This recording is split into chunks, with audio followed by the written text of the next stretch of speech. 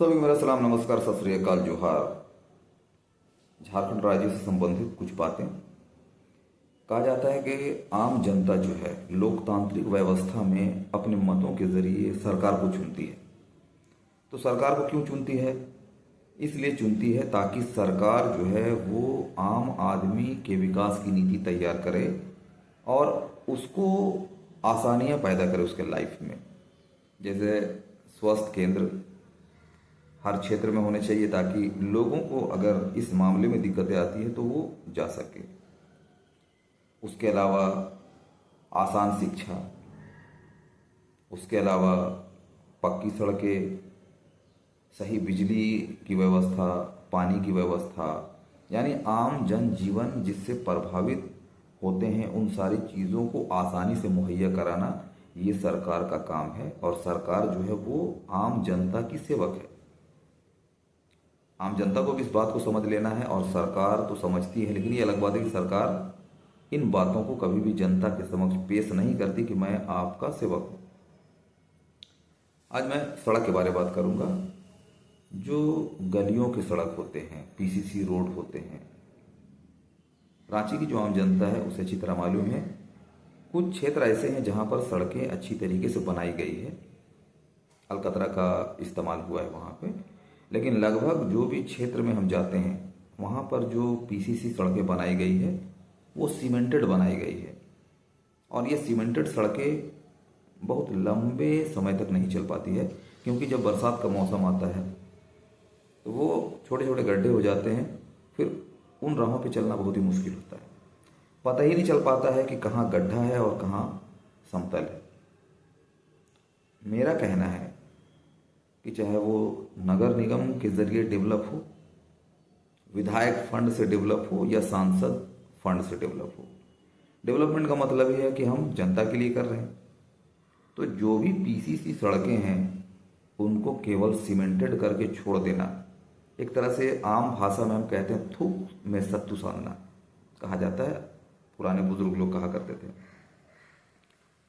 जितनी भी सड़कें हैं, गली कूचों की सड़कें हो, मोहल्ले बस्ती की सड़कें हो, वहाँ पर सड़कें पक्की होनी चाहिए और अलकतरा यूज़ होना चाहिए, जिस तरह से हाईवे की सड़क हम देखते हैं। अब ऐसा इसलिए मैं कह रहा हूँ कि ऐसा नहीं है कि सरकार के पास पैसे की कमी है, और ये पैसा जो है आम जनता के जेब से ही तो आती है। तो सरकार की ये जिम्मेदारी बनती है कि इस तरह की सड़कों का निर्माण कराए। राजधानी की सड़कों का ये हाल है, जबकि राजधानी की सड़कें ऐसी होनी चाहिए कि बाहर से जब लोग आए, दूसरे जिले से लोग आए, तो उन्हें लगना चाहिए कि यहाँ पर सरकार है, यहाँ विधानसभा है, सब कुछ यही है। तो यहाँ पर जहाँ मुख्य मार्ग जो है वो पक्की है, तो गली कूचों मोहल्लों की सड़कें भी पक्की होनी चाहिए। मेरी कोशिश हमेशा ऐसी रहती है कि इस तरह की बातों को मैं सामने रखूं। मुद्दा बहुत सारे हैं। डेवलपमेंट का मतलब ही है कि आप कहीं भी किसी भी एरिया में जाएं तो उस एरिया में जाने का मतलब है आपको समझ में आ जाना चाहिए कि इसका मतलब है सरकार अच्छी तरीके से काम कर रही है। एक विधायक को जो फंड दिया जाता है वो उसके क्षेत्र को डेवलपमेंट करने के लिए दिया जाता है। उसी तरह एक सांसद को भी फंड दिए जाते हैं, उसे अपने संसदीय क्षेत्र को डेवलप करने के लिए, और 5 साल का समय मिलता है। आम जनता को मालूम भी नहीं है कि एक विधायक को कितना मिलता है, एक सांसद को कितना मिलता है।